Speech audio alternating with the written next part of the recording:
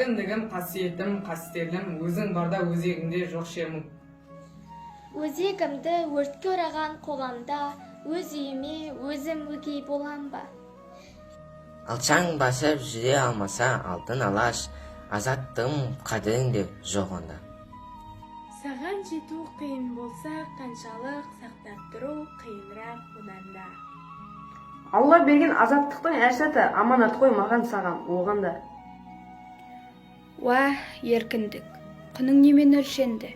Сені көксеп, боздақтарым өлсе өлді. Сенсің менің ең ғажайып өлеңім, ең шуақты, ең шырайлы, ең шерлі. Әр таңымды сүйген жүріп тұрайын, Құдай берген ғұмырымды өлшеулі.